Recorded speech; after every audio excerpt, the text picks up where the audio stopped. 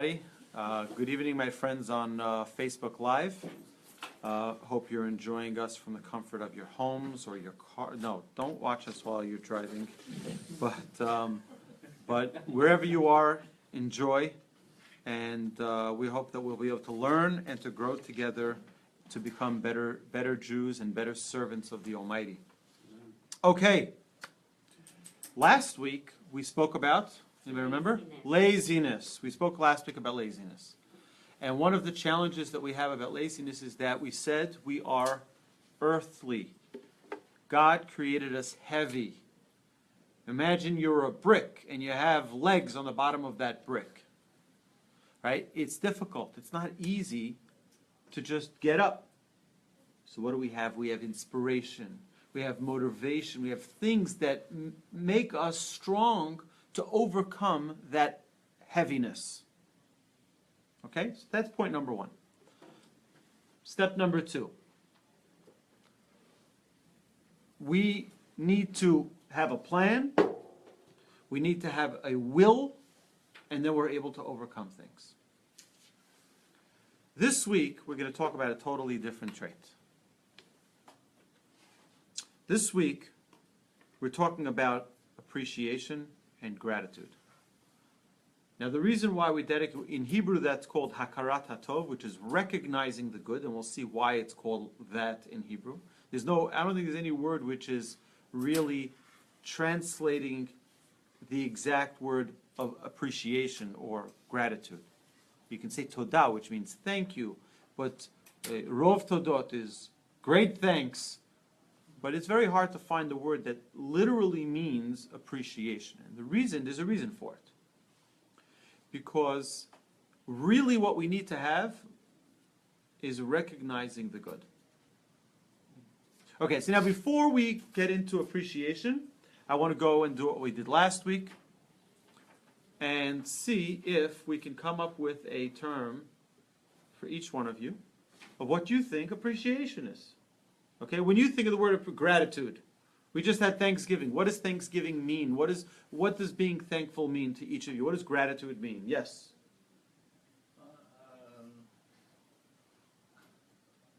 Like just really appreciating everything that you have. Okay, appreciating what you have. Anybody? You were good last week. You were right on mark. Not lamenting what you don't have.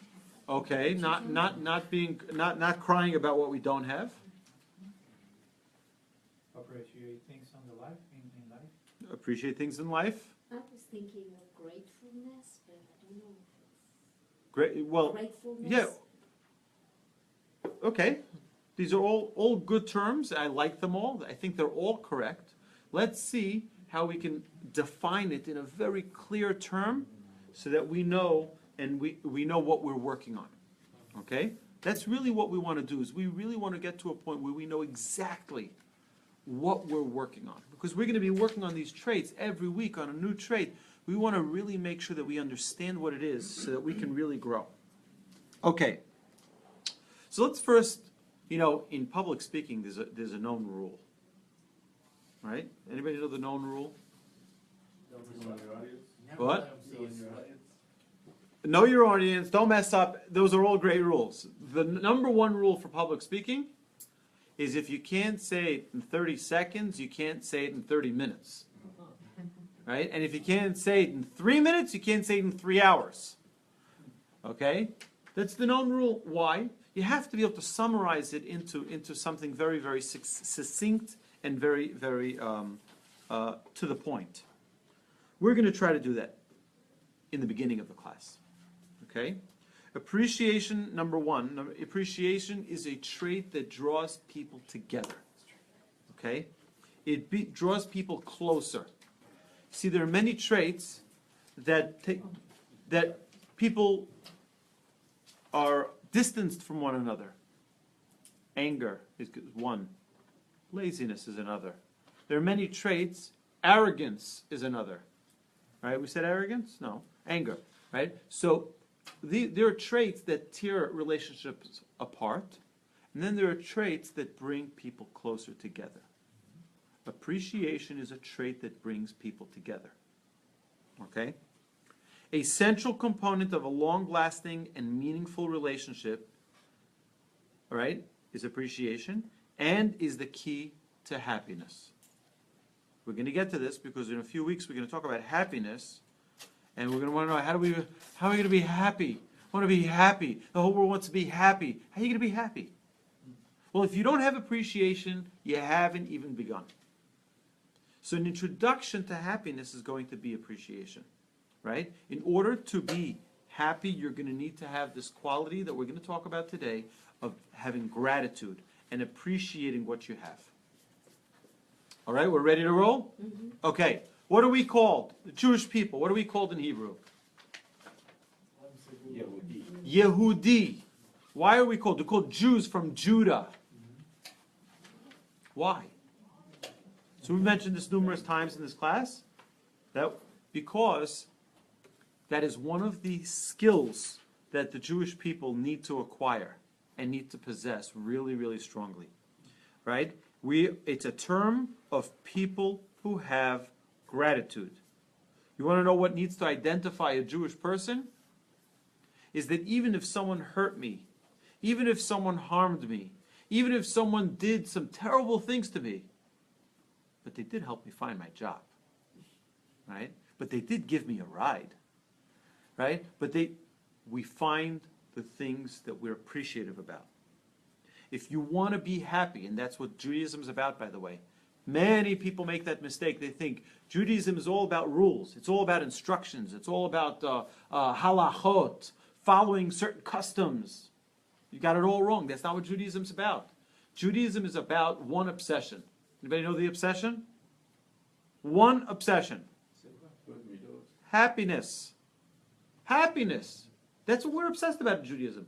The only thing. If you learn about the laws of Shabbos and you didn't conclude that Shabbos is all about happiness, you've missed the boat. If you learn the laws of kosher and you didn't realize how that brings you to happiness, you've missed the boat. All of Judaism is about one obsession, the obsession of happiness. How do I become a person who is constantly happy? Who's fully immersed in happiness, in a world of happiness, a world of joy? That's what you want to do. That's what Judaism is about. How are you going to get there? God gives us a whole book. A whole book that will take us 1,000 lifetimes to learn and to understand completely. But every drop of that book is about this obsession, happiness. The number one key for happiness? Appreciation. If you don't appreciate what you have, there's no way you're getting to happiness. Okay? Yes? But even if you show appreciation and gratitude, okay, fair enough, that should lead you into more of understanding happiness. But even if you do this, at times you can't. Okay, so we're going to get to that soon, okay? So what was the purpose and what was the expectation of Adam and Eve in the Garden of Eden? Adam and Eve are in the Garden of Eden. God tells them you can eat from all the trees, from everything that you see, except from the tree of knowledge. What were they really punished for? What were they really punished for? Our sages tell us an incredible thing. Of course we know that they were punished because they ate from the tree. But what did that action represent? It represented the lack of appreciation. Here I am. I give you an entire universe to eat from. I tell you one thing don't touch, and that's the one thing you touch. It's because they didn't appreciate what they did have. So that, our sages tell us, became the purpose of mankind. Appreciate. God says, you know what you're going to have to do now? You're going to be kicked out of the Garden of Eden, and now you have a whole new responsibility. Guess what you're going to have to do from now on? Appreciate. Yep. So we know every person is brought to this world with talents, skills, abilities, and potential. Each person has their own personal challenges that will help bring out their best. Adam and mankind's challenge was to appreciate. He had nothing missing in the Gan Eden, in the Garden of Eden. Right? He had plentiful food. He had a closeness to God. He had everything. All Hashem wanted from him was appreciation. That's it. That's it. In lieu of that, the sages teach, Hashem removed Adam and Eve from the garden because the only way they will learn appreciation is when they will see how hard it is for them to produce their own bread. Right? It's like, imagine your children. Your children get an allowance. Some do. My kids don't. But some kids get an allowance, right? So what happens? They get an allowance. The reason my kids don't, for those of you on Facebook, okay? The reason my kids don't is because they don't need it.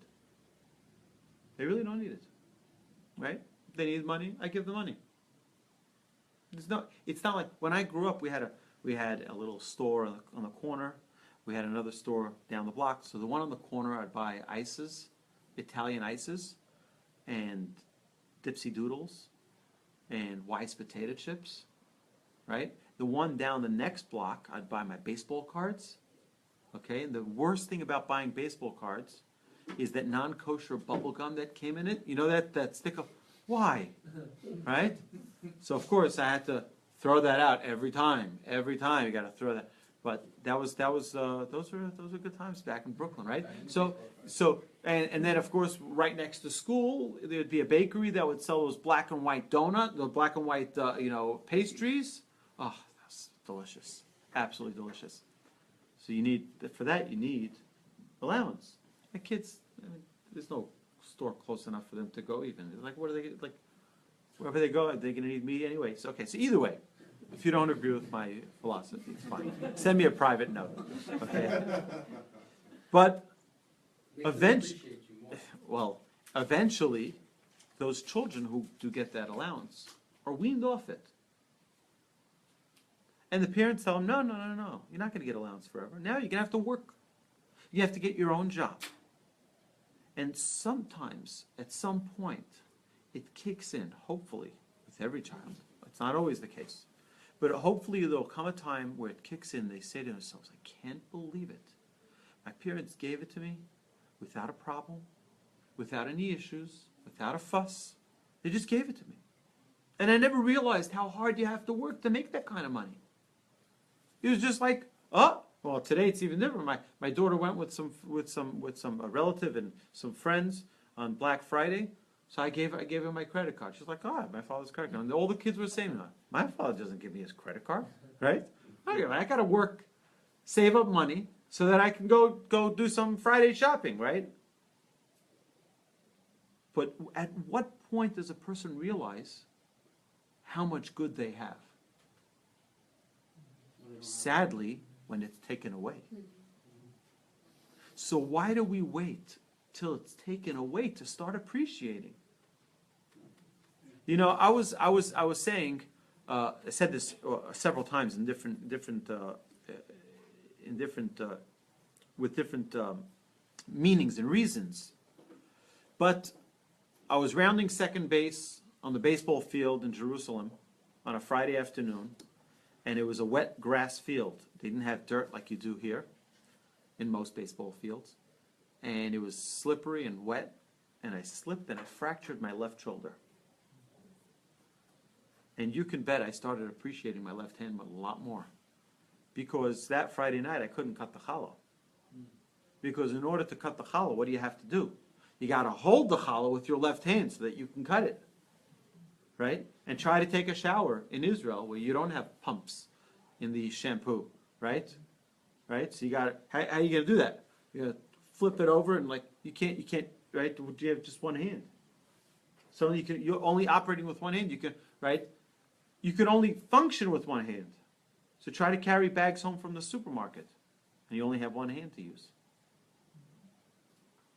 Right? Try to go to Costco with one hand. Right? Forget it. Can't even buy the flowers with one hand. So you start realizing how much more you had now that it's gone. Okay? So once it's gone, you start appreciating it. Why? Why can't we appreciate it while we have it? Why can't we appreciate it while it's good? Okay? That's going to be the lesson. Right? So I'll tell you one of the things. One of the things you're going to need to do is you're going to need to... I remember, it's not on my notes here, but I remember a very interesting experience that I had. I met with this young man. Great guy. Great guy. And didn't look too happy. So he said, Rabbi, when you have some time, I'd love to talk. So we met at Starbucks. I get there a few minutes after he does. It's my minhag, right? And he's sitting there sipping on his $6 latte with his iPad. And this is when the iPads came out, so they were really, really expensive. Today, you know, they're a lot more affordable. He had his paid-off Toyota Prius outside. And he's kvetching to me at how miserable his life is. Right? How miserable his life is. So I said to him, you know, I don't understand that mentality. I don't understand how you can say such a thing. I mean, here you are. You're dressed well. Okay? You have a great job. You have everything going for you. And you're complaining that life is miserable? How is that possible? How is that possible that you could be complaining that things are miserable for you? So I said, you know what I want you to do? I want you to open up that iPad and open up the notes. And I want you to start writing all the things that you're thankful for. I want you to write down 100 things that you're grateful for. I said, you're sipping on a $6 latte with your iPad, with your paid-off car outside, and you're kvetching to me that life is miserable? I'll tell you why it's miserable. Because you don't know what to be thankful for. You don't appreciate what you do have. But, and all the things that he doesn't have, he's complaining about. Are you thankful that you have the air to breathe? The Almighty gives you a life. Every morning you wake up. What is the first word a Jew says when we wake up? Modeh. Thank you. I appreciate. Don't take one moment of your day for granted. The first second you wake up, boom, thank you. Because if we don't, that first moment, we start getting into a habit of just living, of just existing. And not being in the moment and in the presence of mind and understanding that every single second is a gift. And it's not a given. So we start off, the first thing we say, Modeh, reminding ourselves that we are a Yehudi. What is a Yehudi? Again, like we said before. Give thanks. Hoda'ah is giving thanks. That's where, again, we have an obsession. What's our obsession as Jews? Happiness. How do we get to happiness? The first step is you have to appreciate what you have. If you don't appreciate, you're not getting anywhere in your mission to attain happiness. Our task is to master the art of appreciation. That's what we want to accomplish tonight. Right? It's going to take a lifetime to fulfill. But tonight, an hour to learn about. So we start our day with the words, Modeh ani lefanecha. We thank you for being a trustworthy keeper of our soul while we sleep, and that you return it to us, you turn that soul to us when we awake. Right? God takes our soul. You ever would go to sleep at night, you're a little frustrated, you're upset. You wake up in the morning, and it's like a whole new, what was going on? I don't even remember what happened last night. Right? How does that happen? You know how that happens? My rabbi, when I was in like first or second grade, he used to tell it to us like this. I happen to think it's accurate, but he told it to us so that a first and second grader could understand it. He says, God takes your soul, your neshama, and he takes it, it's really precious, and he takes a brush, and he cleans it off, he dusts it off, because he loves that neshama. It's so pure, it's so holy, right? Cleans it off, and then says, here, you can have it back. You wake up in the morning, it's like, all fresh. How did that happen? Right? God loves you. He cares about you. Right? He gives you back a fresh soul every morning. Appreciation is a trait that draws people closer. Right? The Talmud relates in several different locations. It relates the following ruling. It says like this: if you see a child that is hungry, and you feed that child. You give the child a piece of bread. Yeah, there's some chairs over here. You can sit over here. So, you feed that child a piece of bread. You know what you need to do? You have to make a sign on that child, some type of symbol, like, if my child comes home from school, so he comes home with a pin, with a piece of paper, which says on that paper, he ate all of his lunch, and he drank all of his drink, and he slept, how long he slept for, and so on and so forth. All the important pieces of it. Why? Because they need to inform you as a teacher. They need to communicate with the parent and to tell the parent, what's going on with the child. When you do kindness for a child, what you need to do is inform their parent that you just helped their child. Why? Says the Talmud, so that the parents should understand that you love them, and there will be more love in the world. Our sages say from here that when you do an act of kindness, inform the person that you're doing an act of kindness for them. So you walk in, you're on your way into class, and you see that someone left their car light on. And then you notice that the door is not fully closed. Right? Close the door. Push it closed. Right? You just did an act of kindness for someone. Find a way, elegantly, to inform them that you did an act of kindness. Why? Because in so doing, they will see that you love them. You care about them. In turn, they'll be able to appreciate. But what will be the net result? There's more love in the world. There's more happiness in the world. Okay? Now, we'll talk about humility.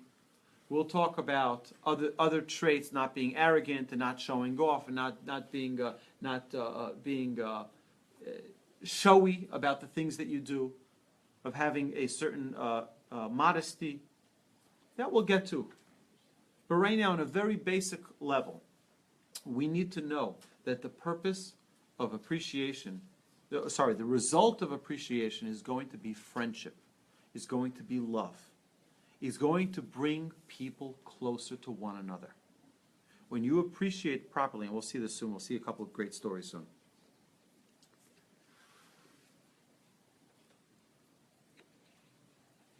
Okay. Appreciation is a trait that draws people closer. When we recognize that someone does something for us, we will in turn have a sense of love for that person. Right? But this only happens with active appreciation. Okay? We all know that there's different ways you can show appreciation. Right? One of them could be, yeah, thanks. Thanks for everything. Right? I learned this because my lovely wife is such an incredible cook, and when, God willing, all of you, I don't think all of you were by us yet for Shabbat, most of you were, and join us anytime, please. But you come and its table is set so beautifully, and the food is so delicious, and when I used to be a guest at someone's home, I used to say, oh, thank you for everything. And then I realized how cheap that is. That is such a cop-out of appreciation. Why? Not that anyone needs to ask for appreciation, but that wasn't the goal here, right? But the idea is that to appreciate, you really need to understand the entire process of how this happened. One of my great rabbis many years ago said, if you want to really know what appreciation is, take a dinner plate, and before you bite into your food, think how many people needed to touch this food to get it onto your plate. Think of all those people who had to grow this food, the people who had to harvest it, the people who had to package it, the people who had to ship it, the people who had to load it up on the trucks, right? The people who had to take it off the trucks, to the people who put it on the shelves in the store, and the person who prepared the menu, who then went to shop for it and schlepped it in from the car into the house, right? Put it in the refrigerator, cook it, season it, do everything that's necessary for it, and you just come and show up and it's there on your plate. And that's just one item. And if you have a dinner that has multiple items, you can have hundreds of people worked for what? For you. For you to enjoy dinner. Thanks for everything. Right? Think about that. It just doesn't cover it.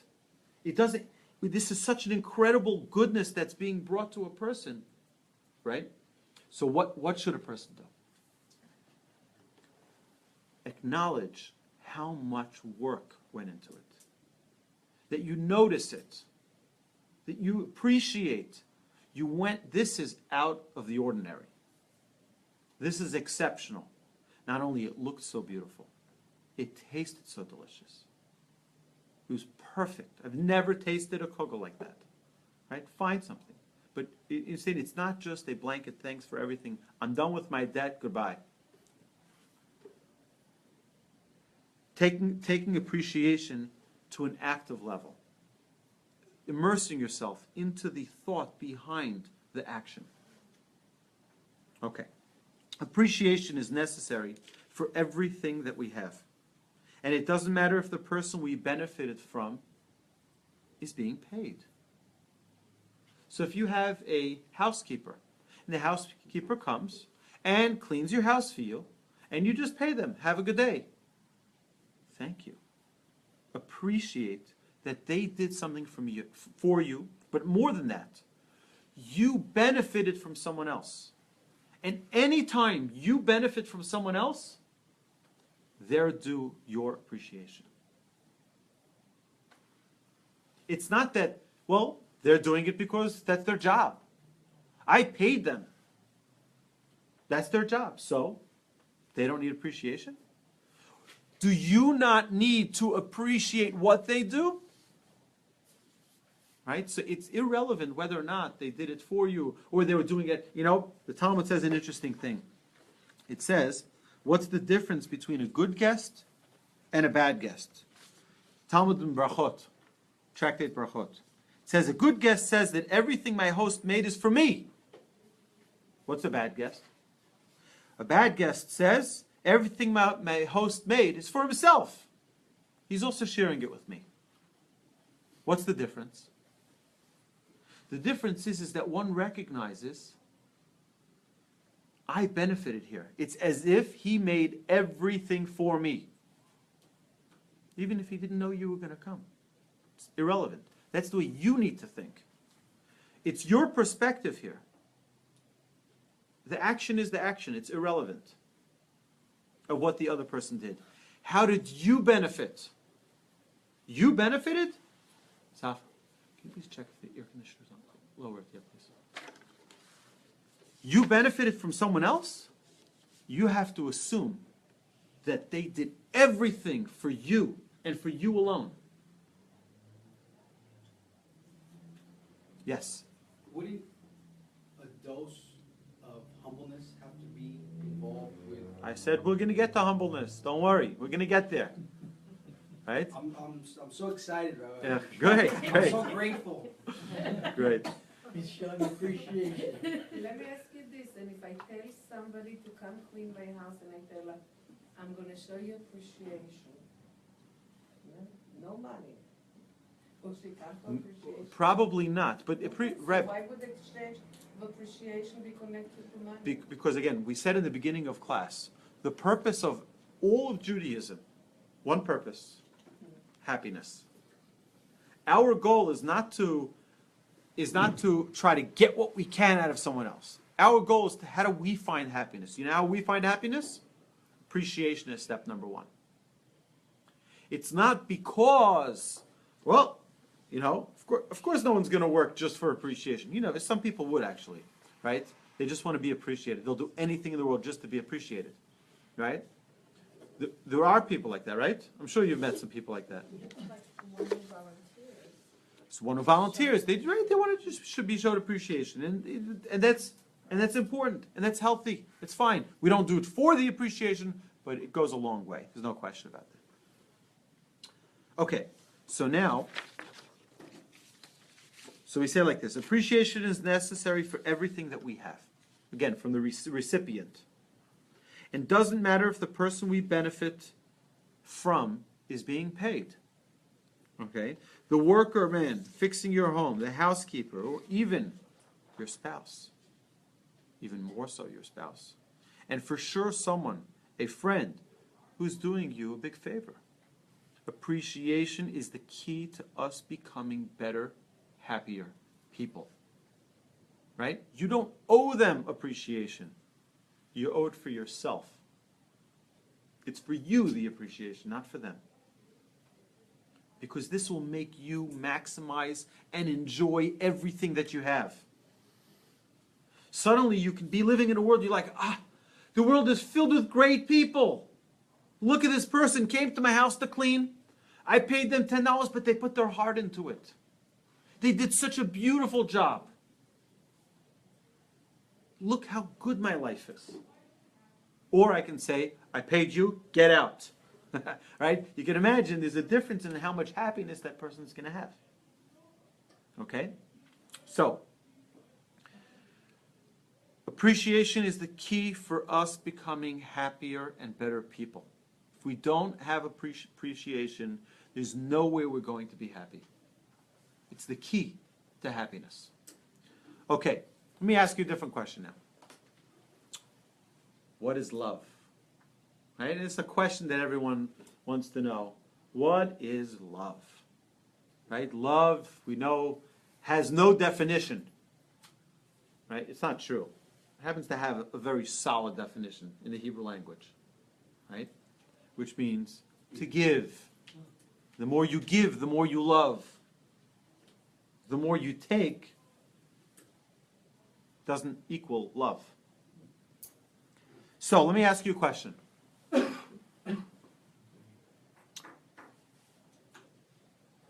When does a person feel more love? Does a person feel more love when they get something they need or something that they don't need? Let me answer the question. I know it, what?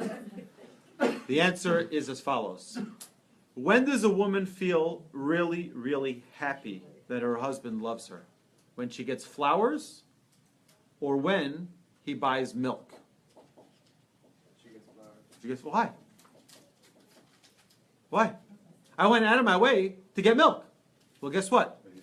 We all need milk, right? You need milk for your cereal, you need milk for your coffee. So you got milk. Thank you very much. You did us a big favor. Great. Flowers, nobody needs flowers. When you get something you don't need, that is a sign of love. When you get something you don't need, that is a sign of love. Let me explain this even more. So everybody knows that flowers, if you buy them on Friday, will live till about Wednesday. Tuesday or Wednesday. So why, when I buy my wife flowers for Shabbat every week, on Friday, she's very excited. She loves them. She's so happy for them. Why? You know why? Not because they're going to die by Tuesday. Because she doesn't need them. When you get something you don't need, you suddenly realize, 1 second, I don't need flowers, but I got it anyway. Why did I get it anyway? When you get something you don't need, that's a sign of love. Now let me ask you a question. How much does God give us in life that we do not need? See, there are things, there's only one. Okay, let me go back. There's a Tosafot, Tractate Berachot. Says the following. There are 3 different blessings that we have after we eat food. There's a blessing of Birkat HaMazon, right? Which is the long blessing after we eat bread and a meal. There's a blessing of Me'en Shalosh, which is Ala Michya, which is, or Ala Gefen, which is an abbreviated Birkat HaMazon. And then we have a very, very small blessing, which is called Borei Nefashot. Very short. That's after you drink water, after, smaller foods. And this is the blessing. Baruch Atah Hashem. Elokeinu melech haolam. Blessed are you, Hashem, master of the universe, creator of heaven and earth. Borei nefashot rabot v'chesonan. God created many creations and their lackings. We'll explain this in a second. God created mankind, borei nefashot, many creations and their lackings. Let me ask you a question. What happens if you have a plant that you don't feed with water? What's going to happen? Dies. So what does it need? Water. That's it. You give it water, it grows. Usually, if you don't drown it in water. Some need sunlight, some need shade, but there's a limitation. If you don't give it water, it's dead. Right? What's about us? What are our limitations? We need 2 things. Bread and water. Without bread and water, we can't function. We are nothing without bread and water. Those are the only 2 things God must give us if He wants us to exist. Right? You can't put a plant in your house and expect it to live if you don't feed it. It's just not going to happen. There are limitations. What are the limitations? Bread and water. So that's that first part of the blessing. Borei nefashot rabot v'chesonan. God created many creations and their limitations. What are those limitations? For man, it is bread and water. And for everything that you created to liven up a person's life, right? These are already luxuries. These are not necessities. What is the necessity? Bread and water. What's the luxury? Sweet potato pie. Right? Vegetables, fruits, chocolate ice cream. Right? These are luxuries. God doesn't need to give it to us, and yet gives it to us. Why does He give it to us? You know why He gives it to us? Because He loves us. He doesn't have to give it to us. You know the difference between a necessity and a luxury? Take them away. And then you'll see the difference. So you have a Bentley. Is that a necessity or luxury? Luxury. What happens when you take it away? Okay, I can still walk. I can still take a cab. I can Uber. Right? I can still drive a Nissan, right? But what happens if you take away bread and water? It's all over. Right?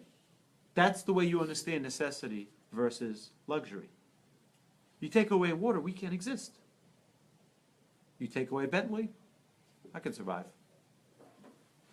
People have had bigger troubles. All right? So, God, and what is the example, by the way, in the Talmud? What is the example given by our sages to what is a luxury? You know what a luxury is? Kegon tapuchim. Apples. You look at an apple, you know what you're looking at? A luxury.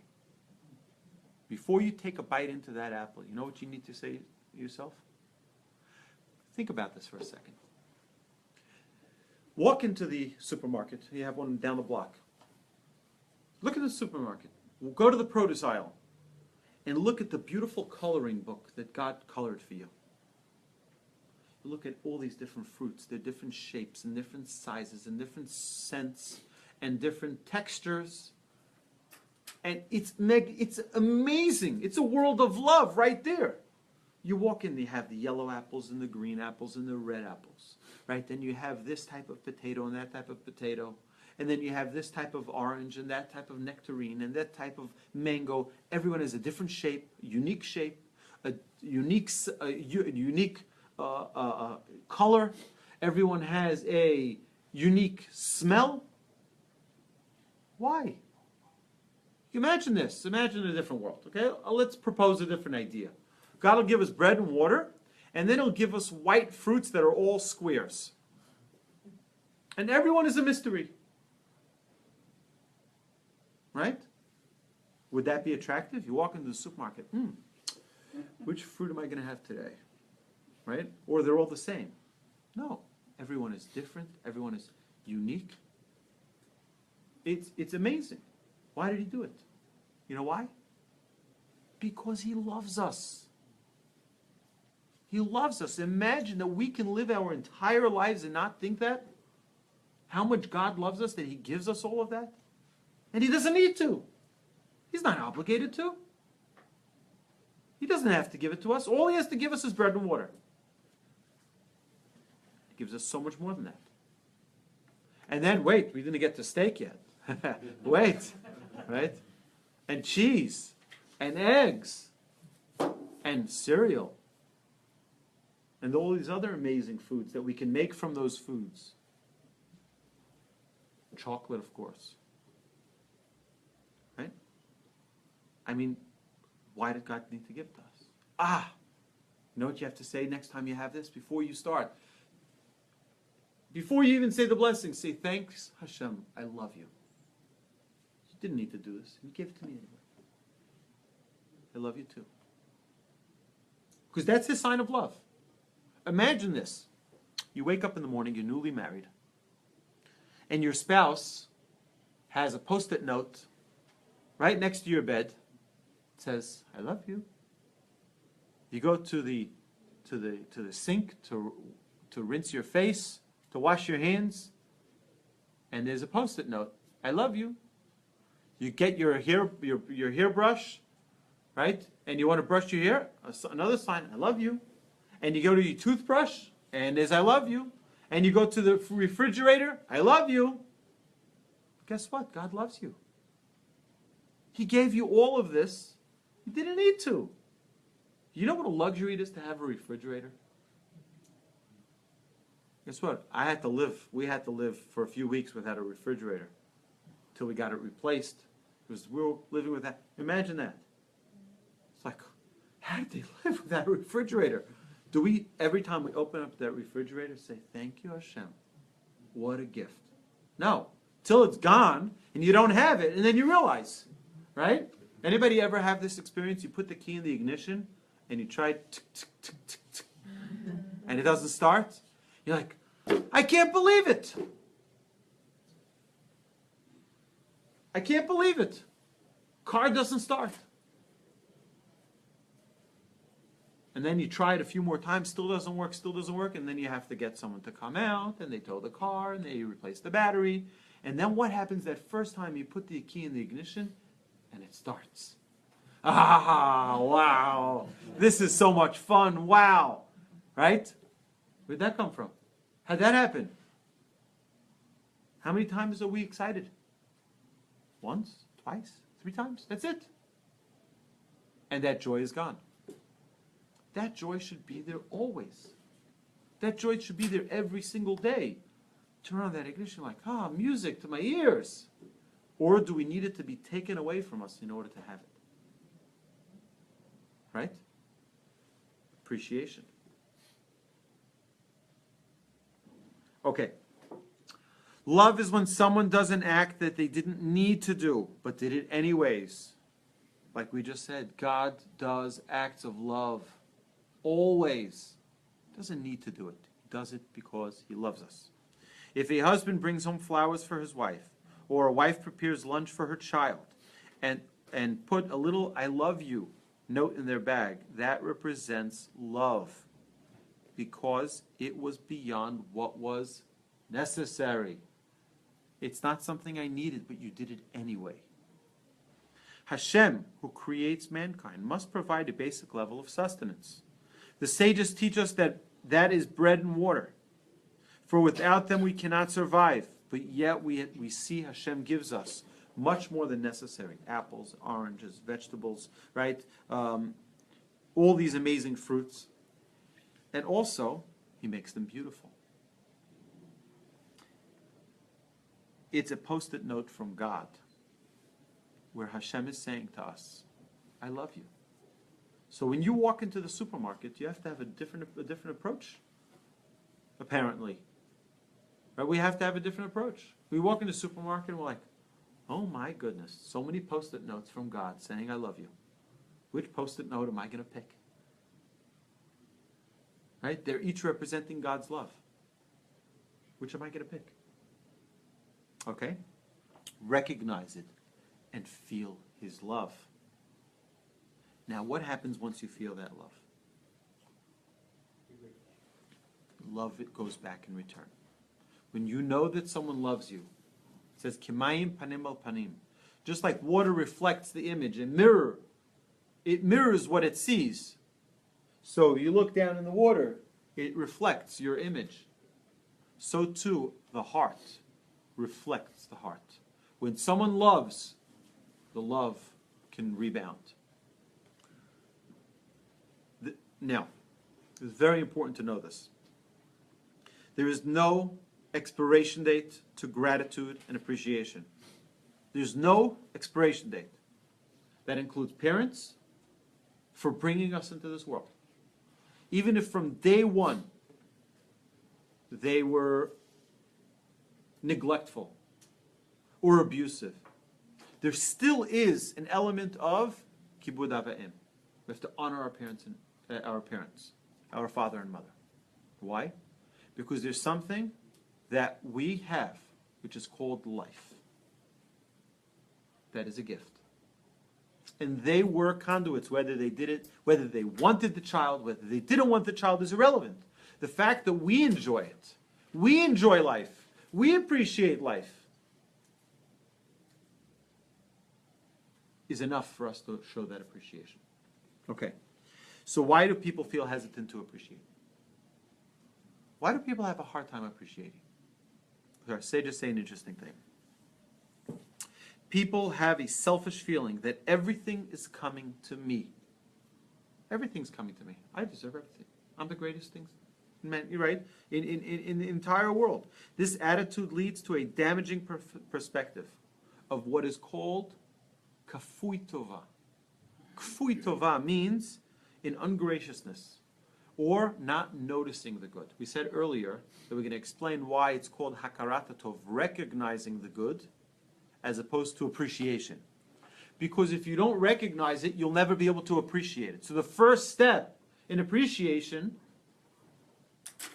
is recognize it. Right? So we may need to change that term at some point, where it's not appreciation, it's recognizing the good. Hakarat Hatov. But when someone is not recognizing the good, do you know what it's called? It's not called not recognizing the good. It's called kfui tova. What's kfui tova? They are rejecting the good that you did for them. It's a rejection. That is not a good thing. Because the only reason someone would reject the goodness that's being given to them is if they think everything is coming to them. It's coming to me. I deserve it. I earned it. Now, you earned it? Earned it? Really? Is there anybody here who thinks that anything they did in life they earned? Well, we work hard, but guess what? Who gave you the mind to be able to use that mind for your work?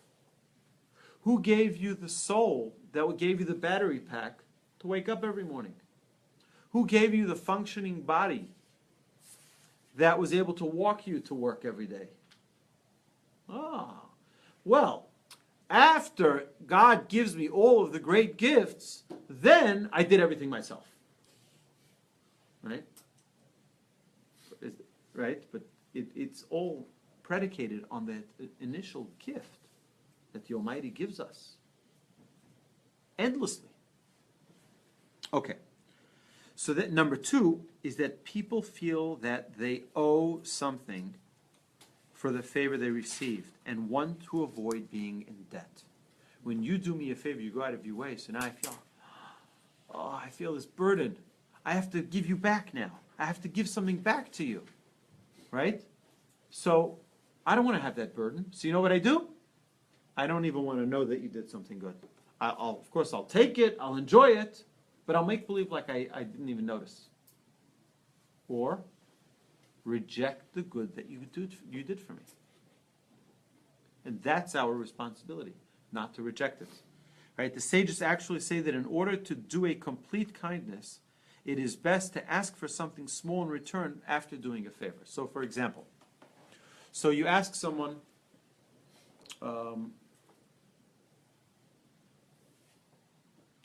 someone is coming to your house for Thanksgiving, right? And you're going to give them a feast like they have never had.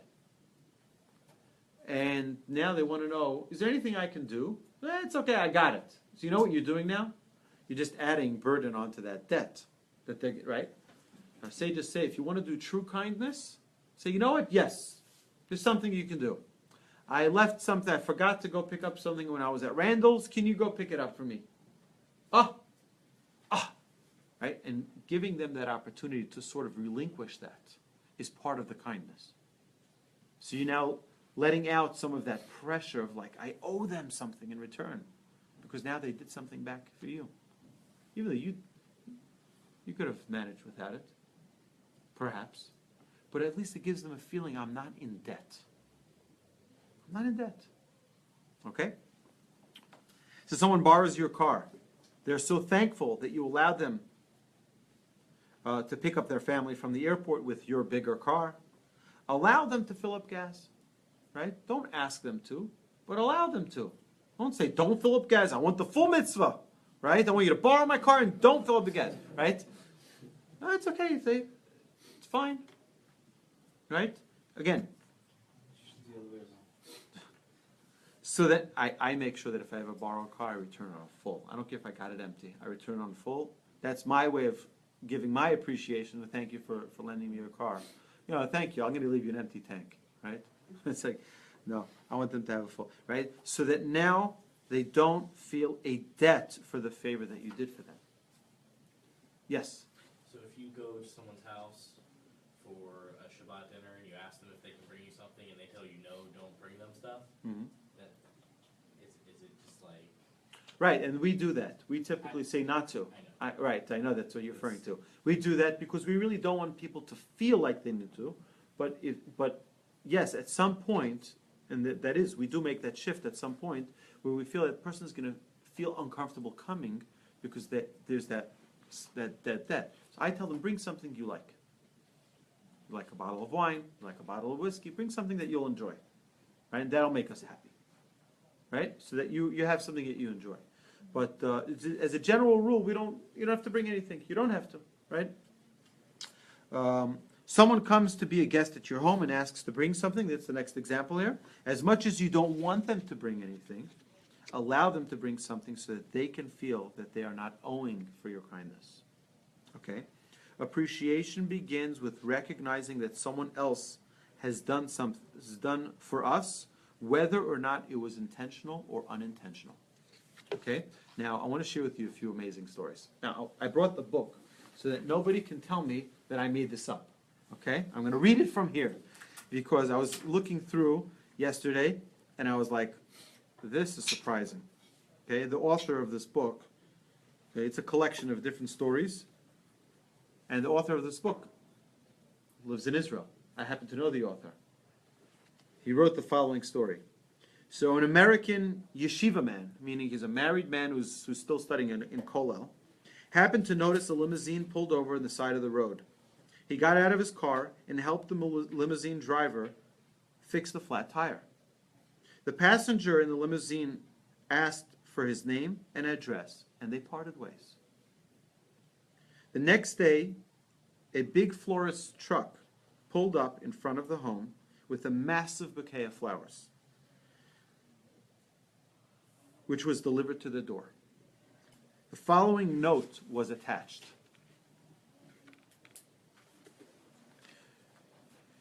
Your mortgage has been paid.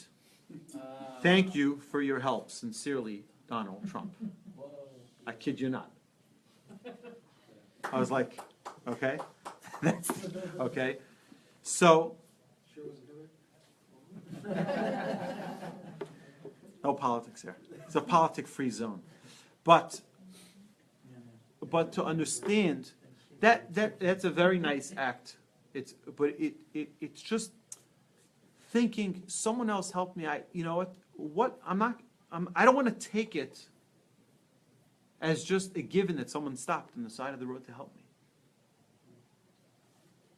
You understand? It goes so much. I'll tell you an amazing story. My son came home one day, and he had this wallet that he found on the street. So I said, "What are you doing with it?" He says, "I don't know. I found it on the street."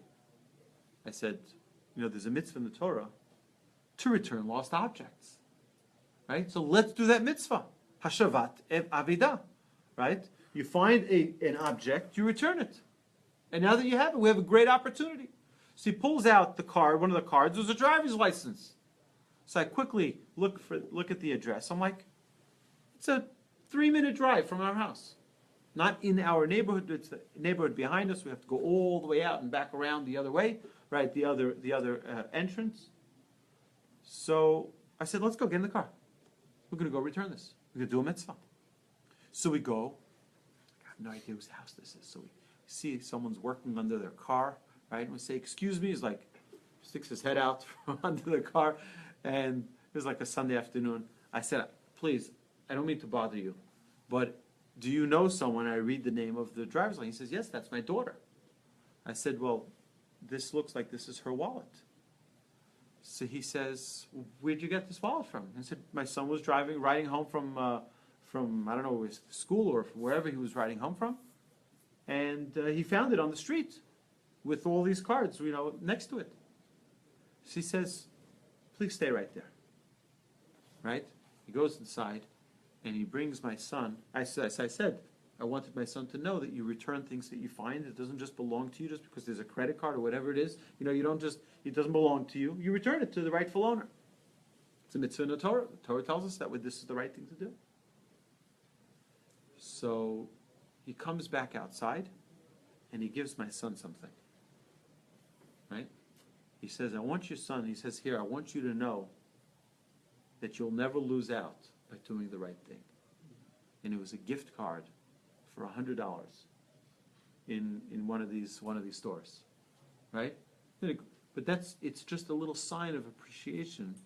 I think it was a great lesson for my son, but just to understand that not everything is coming to you, right? And when something does, show your gratitude.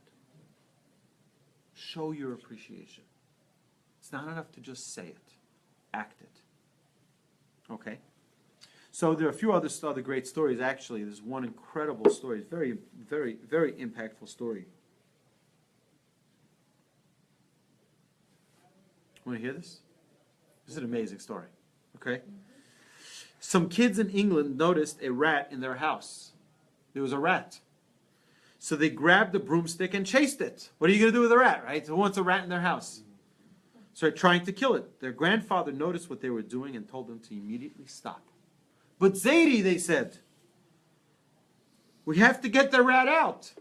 He says, "Please, Kindalach, please, my children, right? Leave him alone. Leave him alone." He said, "Why? Don't you want the rat out of the house? Don't you know that it's unhealthy for it to be running around the house?" So he says to his grandchildren, he says, "Please come over here. Let me tell you a story." He says, "When we were in the concentration camps, we slept in the freezing cold barracks. He says the only way we could get any warmth was by lying against each other. He says, so the person who is at the end of the row would be freezing because he didn't have comfort from both sides, right? he says the only one person next to him, because he had only one person next to him to keep him warm, while the other side was exposed to the cold. He says, I was the one at the end of that row. And I was freezing cold. He says, and at nighttime, the rats would come and lie next to me so that they could keep themselves warm. And in turn, they warmed me. Right? So while they did so, they kept me warm. He says, I have appreciation for them. So please leave them alone. Right? Even a rat, you can find a way to appreciate. Right? We all think, it's a rat. You have to have appreciation for it. Right? An incredible, incredible story. My mother, I've repeated this. I think I was at the breakfast that we had last week on Thanksgiving. My mother was once at the Shiva house of a great sage. His name was Rabbi Mordechai Schwab. Lived in my city.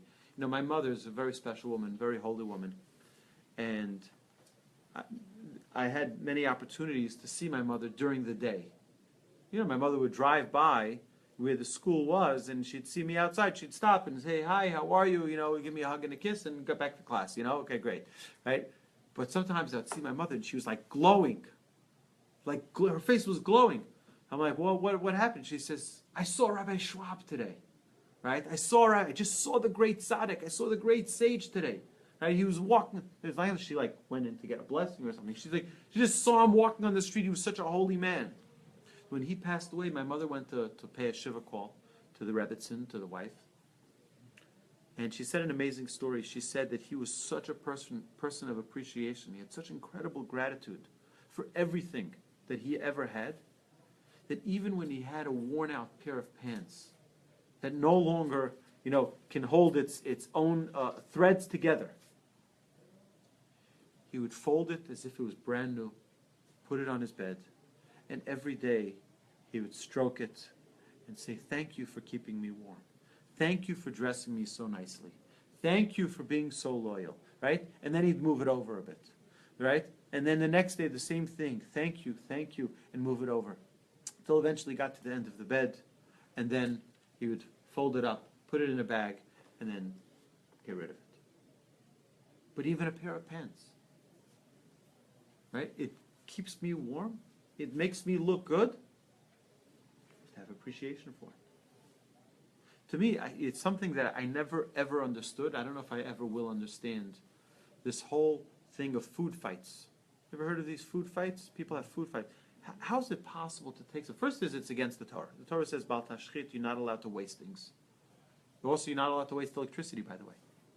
Right? In the same exact law. You're not allowed to waste electricity. You're not allowed to waste good things. You're not allowed to just, destroy things. You're not either allowed to waste food. But that's one thing. Second is, we're violating it by throwing it. Thank God I've never, ever been part of such a thing. I've never thrown food, because from a young age, my parents just instilled that. You don't play with food. Food is not a toy. So, I lost my train of thought here. We'll get back to it in a minute. I don't remember what I was about to say. Where was it? Mother respecting food. Respecting food. Right. So I don't understand how someone, it says we're going to get to this in a few weeks. Even if food doesn't taste good, right? It still can feed us. The fact that it tastes good is just an added benefit.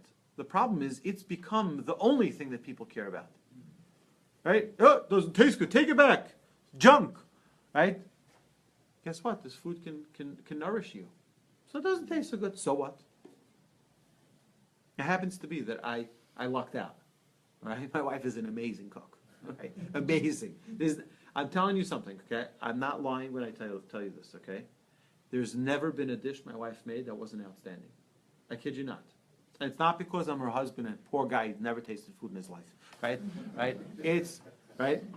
I will also say something else. is that when I was engaged to my wife, so I came to her house several times for Shabbat, and the food is being served, and it's like all the food is delicious, and I'm like, and then at some point, I don't know how this came out, but oh, this sister made that, and that sister made that, and that sister made that, and my wife didn't make anything. I was like, okay, I guess I'll be eating pizza for the rest of my life, right? She doesn't cook, right? And I was like, it's fine. I'll have to work on it, and I'll eat pizza for the rest of my life. I'll have grilled cheese and toast. It's fine. I'll be able to live like that, right? Because like after all we need is bread and water. And we got married, and boy, it was like couldn't have been more wrong, right? All right. I will say another amazing story. My wife's grandparents, my wife's grandfather had diabetes, and he got blind at a younger age. And he was able to see. And, it was a challenge. He had other types of medical issues, and they were once broken into. Their home got robbed. And they started tying up my wife's grandmother and her grandfather. And she says, fine, you can tie me up, but please, my husband is blind, he has difficulty breathing. Please just don't tie him up, right? Do what you want to do, but just don't tie him up. They said, fine. And they ransacked the house and took everything they wanted to take. And when they left, of course, the whole family said, oh, it's terrible. So he's like, they were such nice thieves. Right? We asked them not to tie him up, and they didn't. Right? They're a mensch, right? Like, right? Yeah, exactly. But there's a lesson to be learned from that as well. You know what? They didn't do a good thing, but still, there's a good person recognizes that even from bad, there's good. All right. Now, who's the greatest example? One of the greatest examples we see in the Torah of someone having appreciation is Moses. Moses is grateful for the water that saved him because his mother put him into the basket and put him out into the Nile, and then he was saved. Who saved him? The water saved him. I'm going to go hit that water now. How can I hit the water that saved me? That same water saved me, and I'm going to go hit it. So why did Moshe not hit the water by the plague of the blood and the ground by the plague of the frogs? He told Aaron to hit the ground for him, right? And to hit the water, right? Because if you benefit from something, your life is indebted forever. There's no expiration for it. It's a lifelong appreciation. Again, gratitude has no expiration date. I write a letter, I try to, this year I haven't gotten to it yet, but I try to write a letter every year on the anniversary of my hire in my position at Torch to the people who hired me. Even though today they moved past this organization and they have nothing to do with it really in a significant way, but I want them to know how grateful I am. Right? Someone helped you along your path in life, thank them. And thank them again. And thank them again. There's a story that's told about one of the great sages who, actually I think it's here in this book, he said,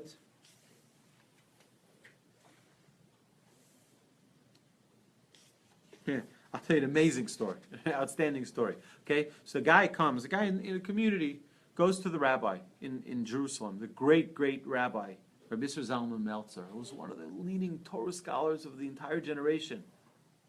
And he comes, he says, I'm making a bar mitzvah this Shabbos, I want to invite the rabbi to the Kiddush.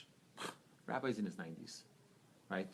And the rabbi's, not going to visit people at their bar mitzvahs on Shabbos, climbing up to the 4th floor in their building in Jerusalem, right? He knew the rabbi wasn't going to come. But he had just a formality. He had to invite the rabbi. Comes Shabbos morning, and everyone's, l'chaim, mazel tov, mazel tov, mazel tov. You should be a big righteous Jew. And suddenly, Rabbi Zalman Meltzer walks into the house. Everyone's in shock. How is it possible? How is it possible that the rabbi came? It's not like he even knew the rabbi so well. This is the rabbi in the city. The rabbi said, no. He says, when you told me that your son was turning bar mitzvah, I suddenly realized he's already bar mitzvah. Right? That means time is flying. I have to start doing teshuvah. I have to start repenting because my life is almost over. I said, someone who brought me to such a recognition, I owe them a gratitude. I'm going to the bar mitzvah. And you think about it, it's like, what? But that's people who are really, really holy understand that it doesn't make a difference who the messenger is. If I benefit, I don't want that benefit to go unthanked. I don't want that benefit to go unacknowledged and unrecognized. That's true appreciation. Appreciation doesn't only mean, oh, they saved me, I was going bankrupt, and they saved me, and even then people don't appreciate it. Oh, they only did it for themselves, they did it for them. So what? Did you benefit? So, what do you care about the motive? It's irrelevant, the motive. You benefited. Say thank you. Be grateful. Show your appreciation. The good is already there. All the good in the world is there. Our job is to be aware of the good around us. Open up your sensors and start recognizing all of the good that's there around you. It's there. The question is whether you're going to be able to see it, whether you're going to be able to recognize it and acknowledge it and be happy from it. Why do we focus so much on our lackings and our deficiencies? Again, we are called Yehudim, from the term Yehudah, which is to give thanks. Hapam odet Hashem, which also means, by the way, to admit the truth, right? To be modeh al emet, to admit our doings with honesty. We have a prayer for just about anything you can possibly imagine. We have a prayer for all foods, sights, smells, lightning, thundering, seeing the wise, seeing a midget, seeing the sea, seeing a friend. You have a blessing for everything. You know why? Because we don't want to have one pleasure pass us by without showing our appreciation. So it's an obsession, obsessive, compulsive blessing disorder. Think about it. We have a blessing for everything. Why? You know why? Because we have an obsession. Our obsession is happiness. And the only way to be happy is to maximize the joy from every experience in life. So to the point where the Talmud says, it makes a lot of sense now. It says if you take from something you enjoy, you have pleasure from this world, and you don't say a blessing first, you're a thief. What? What? Well, I paid for this. Why am I a thief? Because you just stole from yourself the opportunity to enjoy. You just stole from yourself an opportunity to be happy. You stole from yourself the opportunity to maximize pleasure. Yeah, you're a thief. You're a thief. You stole from yourself.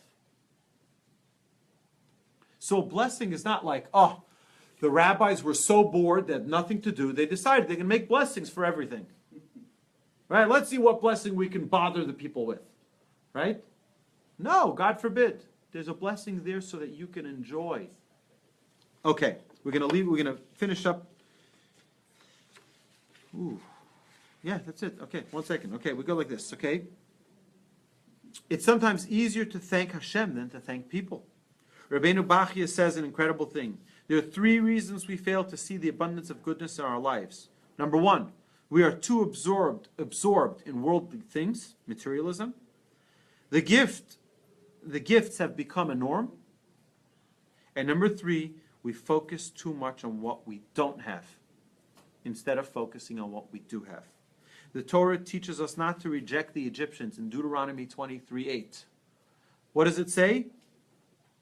Don't reject the Egyptians. You know why? They hosted you. They did host you for 210 years. True, on brutal terms. But they still hosted you. we have appreciation. That's who we are. Moshe lost his role as leader because he hit the rock from which provided for them. He hit the rock, right? He didn't have enough appreciation. He lost his role as a leader. Say our sages, okay? Appreciation is the key to so many traits. It's the key to many, many other traits. Okay, so appreciation. Happiness. When we appreciate what we do have, we become happy. Ezehu ashir, hasameach b'chalko. You want to know someone who's fulfilled? Someone who's enriched? They're happy with what they have. Faith. When you appreciate everything Hashem does for you, your faith grows. I can't believe it. I see everywhere I go now. I see all the goodness God does for me. Wow. There's flowers. Why did He create that flower? For me. Why? Because I enjoy it. That's why He created it for me. Okay? Kindness. When we appreciate what others do for us, we will want to reciprocate. So you'll grow in your kindness when you appreciate. And number 4, respect. When we appreciate, we respect others. And many, many others. Those are just 4 examples. We start our day with the words Modani L'fanecha, to remind ourselves every morning as we wake up. Recognize the animals, the plants, and even the pits, the wells from which you drink. The well that you drink also, we owe appreciation, we owe gratitude. So, I want to conclude before we start taking our notes. We should try to be conscious of all the amazing things that are done for us by others. Whether our spouse, children, friends, relatives, neighbors, or even Hashem, even the Almighty. Appreciate it verbally. Thank you. Practice it. Thank you. I appreciate. I'm grateful. I'm deeply grateful. And you'll feel the love that they have for you. And naturally, you will return that love. All right? So, this concludes today's class. Now, before we finish, before you get up, we have our Mido worksheet. You should have one. Everyone have one? Okay. So here's the thing. You write this is private. It's yours. Again, it's yours. You don't have to give it in to anyone. On the back, there's a journal.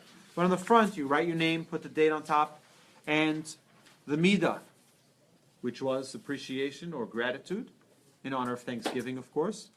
And define this Midah in your own words. We went through around the classroom earlier, and everyone gave their own explanation. But now give your own definition. What is, after we spend an hour and a half talking about appreciation, define it in your own words. What is appreciation now that we've learned this together?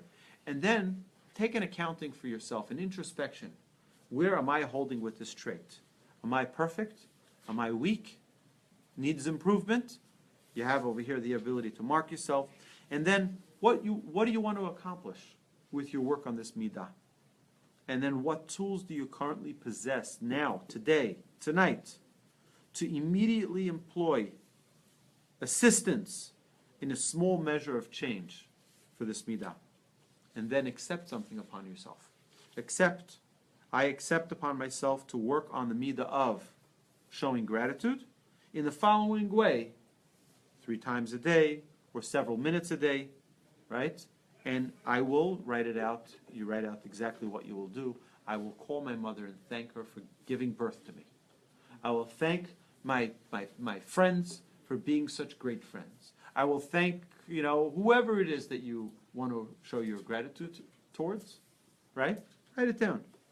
And then you can journal on the other side and come back next week. And we look forward to seeing you. Anybody online, on Facebook, and all my friends here, please share it with your friends. Share the video so that we can spread the word of Torah. And as also, if you have any comments, you can comment right here on the video. If you want to have these midah worksheets sent to you, you can email me, and I'll happily email it to you. I do have copies here every week. I'll try to make sure that I have enough copies for everyone every week. If you were not here when we did the sign up, please sign up. I look forward to, an important announcement. This coming Saturday night is the 18th anniversary celebration of Torch and the grand opening of this magnificent center. right? I look forward to seeing all y'all here, right? All y'all is 10 or more, right? Is that the way it works? Right? So all y'all. I would love to see you all here Saturday night at 8 p.m. We're going to have a ribbon cutting ceremony. We'll have dignitaries and outstanding food. So please join us. If you're online, please join us. And thank you. Thank you for watching. Thank you for listening. And Thank you for teaching.